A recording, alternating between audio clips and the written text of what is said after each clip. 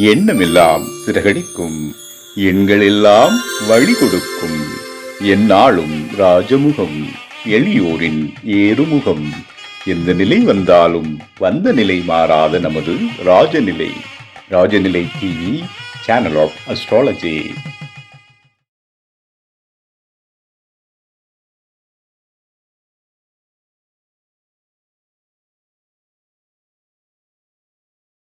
வாழ்க வையகம், வாழ்க வையகம், வாழ்க வளமுடன். அம்மா அப்பா பாதம் பணிந்து வணங்குகிறேன். ஜோதிட குருமார்களுக்கும் நவகிரகங்களுக்கும் பஞ்சபூதங்களுக்கும் பிரபஞ்சத்திற்கு என் அன்பான வணக்கம்.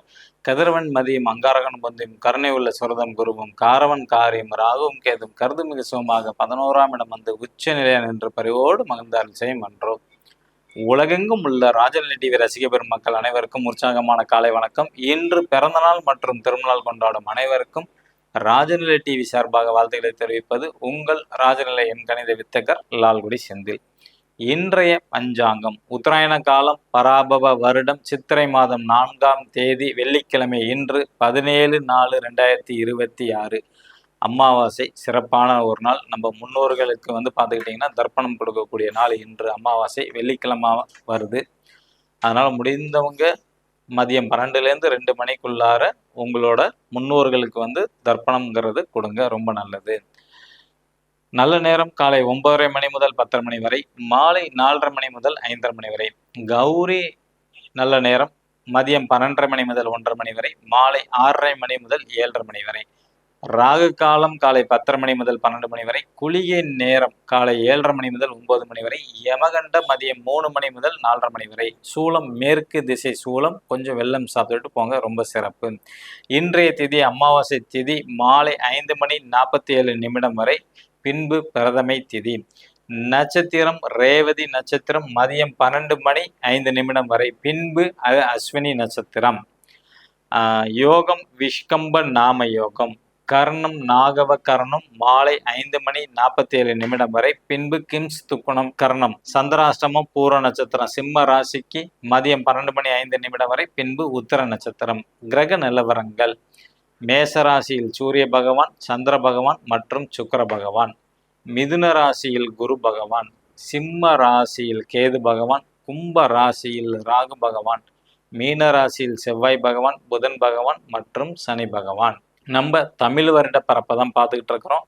இன்னைக்கு சிம்ம ராசிக்கு இந்த பராபவ வருடம் எப்படி இருக்குன்னு தான் பார்க்க போகிறோம். பொதுவாக தமிழ் வருடம் 60, அதில் இப்போ இந்த வருஷம் 40வது வருடம் அப்படிங்கிற அமைப்பில் வருது.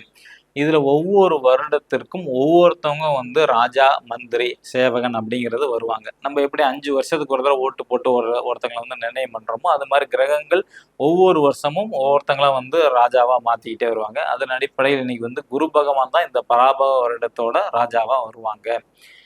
இப்போ சிம்ம ராசிக்கு அப்படின்னு எடுத்துக்கிட்டிங்கன்னா, ராசிநாதன் உங்களுக்கு சூரிய பகவான். பொதுவாக ஒவ்வொரு வருஷமும் பிறக்கும்போது சூரியன் 9ஆம் இடத்துல அஸ்வினி 1ஆம் பாதத்தில் தான் பயணம் செய்வாங்க. அப்போ 9ஆம் இடம் பாக்கியம் உச்சம் அப்படிங்கிற நமக்கு கண்ணோட்டம் எப்போதுமே இருக்கும். ஓகேங்களா? அதே போல் கேது பகவானும் சிம்ம ராசியில் தான் பயணம் செஞ்சுக்கிட்டு இருக்கிறாங்க. ஓகேங்களா?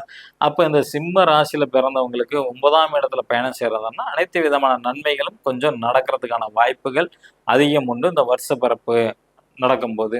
ஆனால் கேதுவும் அங்கே சஞ்சாரம் செஞ்சுக்கிட்டு இருக்கிறனால கொஞ்சம் விரக்தியும் உங்களுக்கு நிச்சயமாக ஏற்படும். ஓகேங்களா?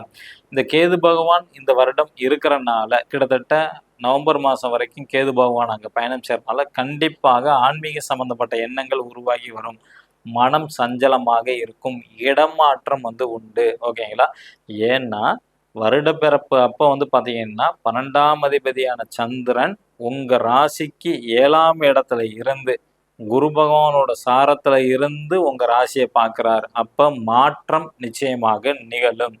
அது வேலையில் இருந்தாலும் சரி, தொழில் செஞ்சாலும் சரி, வேறு எதில் இருந்தாலும் சரி, உங்களுக்கு மாற்றத்தை சிம்ம ராசிக்கு கொடுத்துரும். ஏன்னா 8ஆம் இடத்துல சனி பகவான் வேற சஞ்சாரம் செய்கிறாங்க. ஓகேங்களா?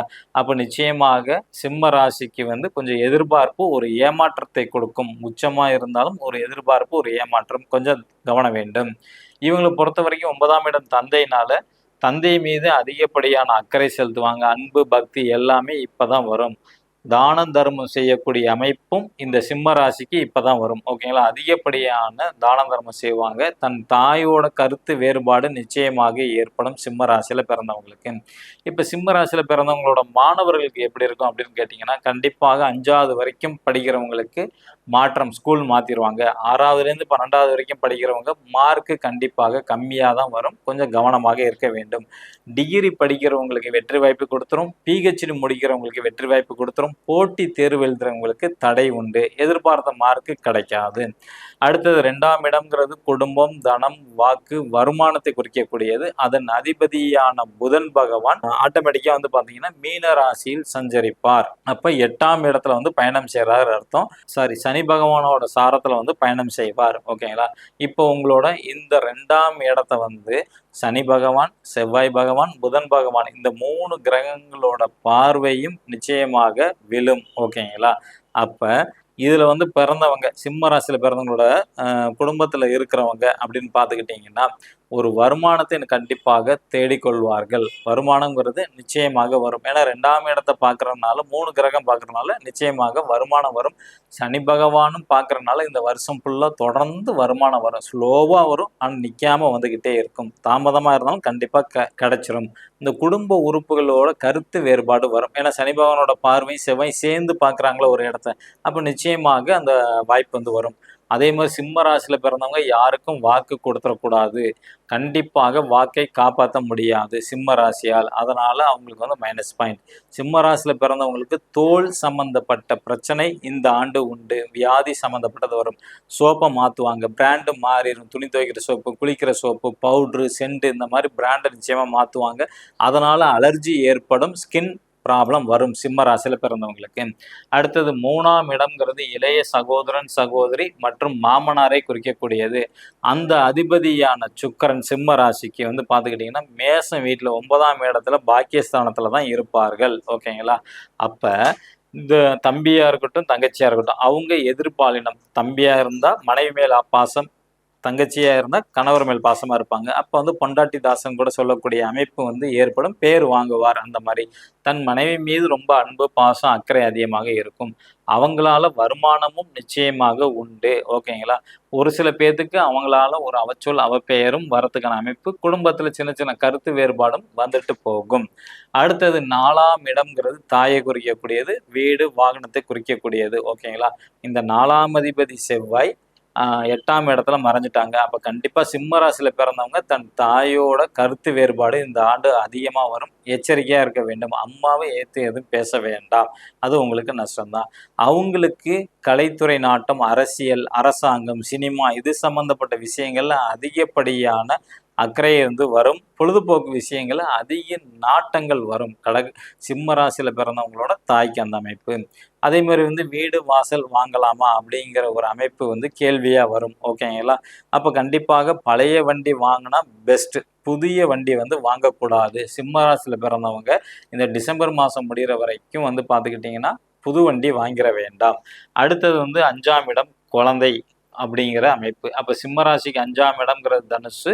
அந்த அதிபதி குரு வந்து 11ஆம் இடத்துல சுயசாரத்துல வந்து பயணம் செஞ்சுக்கிட்டு இருக்கிறாங்க. இந்த 5ஆம் இடத்தை குரு பகவான் பார்ப்பாரு, சனி பகவான் பார்ப்பாங்க, ராகு பகவான் பார்ப்பாங்க. அப்ப குழந்தைகளால லாபமும் உண்டு, உங்களுக்கு நிச்சயமா கிடைக்கும். ஆனா இருந்தாலும் குழந்தைங்களை வந்து கொஞ்சம் சோம்பேறித்தனம், ஏன்னா சனி பகவான் பார்வை வருதுல 10ஆம் பார்வையா, அதனால வந்து குழந்தைங்களுக்கு வந்து சோம்பேறித்தனம் கொஞ்சம் அதிகமாக வரும். ஓகேங்களா? கொஞ்சம் ஞாபக மறதிங்கிறது நிச்சயமாக வரும். படிப்புல எக்ஸாம்லலாம் கொஞ்சம் மார்க் கம்மியா வாங்குவாங்க, மறந்துடுவாங்க. நல்லா படிச்சுட்டு போவாங்க, கடைசியில மறந்துடுவாங்க.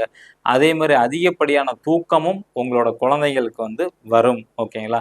அடுத்தது வந்து புதுசா திருமணமானவங்களுக்கு குழந்தை பாக்கியம் ஏற்படுமா அப்படின்னு கேட்டீங்கன்னா, சனி பகவான் பார்வையா இருக்கிறனால தடை தாமதம் உண்டு சிம்ம ராசியில பிறந்தவங்களுக்கு. அரசியல்ல இருக்கவங்களுக்கு எப்படி சார் இருக்கும்? ஏன்னா இப்ப தேர்தல் நேரம் நெருங்கிட்டு இருக்கு. ஓகேங்களா? அப்ப இந்த சிம்ம ராசியில பிறந்தவங்களோட அரசியல் லைஃப் எப்படி இருக்கு அப்படின்னு கேட்டீங்கன்னா, இந்த வருஷம் அவங்களுக்கு ஒரு ஏமாற்றத்தை சந்திப்பார்கள். ஏன்னா 5ஆம் அதிபதி குரு வந்து 11ஆம் இடத்துல இருந்து பார்க்குது. தன் வீட்டை தன்னை பார்க்கிறார். அது சிறப்பு தான். ஆனா அதை விட வந்து பார்த்துக்கிட்டீங்கன்னா, இங்கிட்டு ராகு பகவானோட பார்வை, சனி பகவானோட பார்வை, கர்மக்காரகனான சனி பகவான் 10ஆம் பார்வையாக பார்க்கிறார். அதுவும் அவர் வந்து பார்த்துக்கிட்டீங்கன்னா தன் சுயசாரம் வாங்கி பார்க்கறனால நிச்சயமாக அந்த வாய்ப்புங்கிறது கம்மியாக வரத்துக்கு உண்டு. இப்போ இதே வந்து பார்த்துக்கிட்டிங்கன்னா எலெக்ஷன் முன்னாடி நடக்குது அப்படின்னால் ஓகேங்களா, இப்போ சித்திரை இப்போ ஏப்ரல் லாஸ்ட் வருது பார்த்தீங்களா, அதே வந்து ஏப்ரல் ஃபர்ஸ்ட் வீக்கில் இருந்தால் வாய்ப்புகள் அதிகம் உண்டு.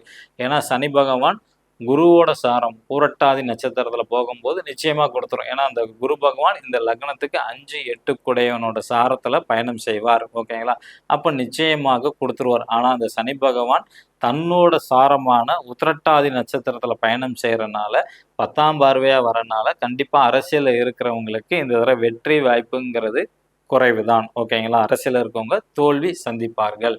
சிம்ம ராசியோட தொடர்ச்சியை வந்து நம்ம நாளைக்கும் வந்து பார்க்கலாம்.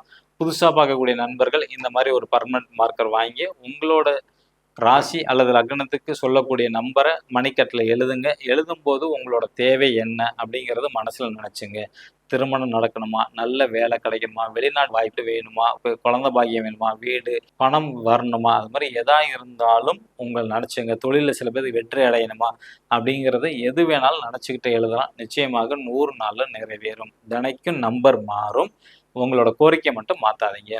மேச ராசி அல்லது மேச லக்னத்தில் பிறந்த நண்பர்கள் இன்று பயன்படுத்த வேண்டிய ராஜநிலை அதிர்ஷ்ட எண் 99. ரிஷபராசி அல்லது ரிஷப லக்னத்தில் பிறந்த நண்பர்கள் இன்று பயன்படுத்த வேண்டிய ராஜநிலை அதிர்ஷ்டமான எண் 95. மிதுன ராசி அல்லது மிதுன லக்னத்தில் பிறந்த நண்பர்கள் இன்று பயன்படுத்த வேண்டிய ராஜநிலையின் அதிர்ஷ்டமான எண் 16. கடகராசி அல்லது கடக லக்னத்தில் பிறந்த நண்பர்கள் இன்று பயன்படுத்த வேண்டிய ராஜநிலையின் அதிர்ஷ்டமான எண் 29. சிம்ம ராசி அல்லது சிம்ம லக்னத்தில் பிறந்த நண்பர்கள் இன்று பயன்படுத்த வேண்டிய ராஜனின் அதிர்ஷ்டமான எண் 12. கன்னி ராசி அல்லது கன்னி லக்னத்தில் பிறந்த நண்பர்கள் பயன்படுத்த வேண்டிய ராஜனின் அதிர்ஷ்டமான எண் 32. துலா ராசி அல்லது துலா லக்னத்தில் பிறந்த நண்பர்கள் பயன்படுத்த வேண்டிய ராஜநிலை அதிர்ஷ்டமான எண் 51. விருச்சிக ராசி அல்லது விருச்சிக லக்னத்தில் பிறந்த நண்பர்கள் இன்று பயன்படுத்த வேண்டிய ராஜநிலை அதிர்ஷ்டமான எண் 54. தனுசு ராசி அல்லது தனுசு லக்னத்தில் பிறந்த நண்பர்கள் இன்று பயன்படுத்த வேண்டிய ராஜநிலை அதிர்ஷ்டமான எண் 72. மகர ராசி அல்லது மகர லக்னத்தில் பிறந்த நண்பர்கள் இன்று பயன்படுத்த வேண்டிய ராஜநிலை அதிர்ஷ்டமான எண் 66. கும்ப ராசி அல்லது கும்ப லக்னத்தில் பிறந்த நண்பர்கள் இன்று பயன்படுத்த வேண்டிய ராஜநிலை அதிர்ஷ்டமான எண் 88. மீன ராசி அல்லது மீன லக்னத்தில் பிறந்த நண்பர்கள் இன்று பயன்படுத்த வேண்டிய ராஜநிலையின் அதிர்ஷ்டமான எண் 90. இவை அனைத்தும் காமனான ராசி பலன் தான். ஓகேங்களா, உங்கள் ஜாதகப்படி அதிர்ஷ்டமான ஃபோன் நம்பர் வேணுமா அல்லது பாஸ்வேர்ட் நம்பர் வேணுமா கீழே உள்ள நம்பருக்கு தொடர்பு கொள்ளுங்க. நன்றி, வணக்கம். இந்த நாள் இனிய நாள் அமைய அடியேனும் பிரபஞ்சனிடம் பிரார்த்தனை செய்து கொண்டு உங்களிடமிருந்து விடைபெற்றுக் கொள்வது உங்கள் ராஜநிலை என் கணித வித்தகர் லால்குடி சேர்ந்து.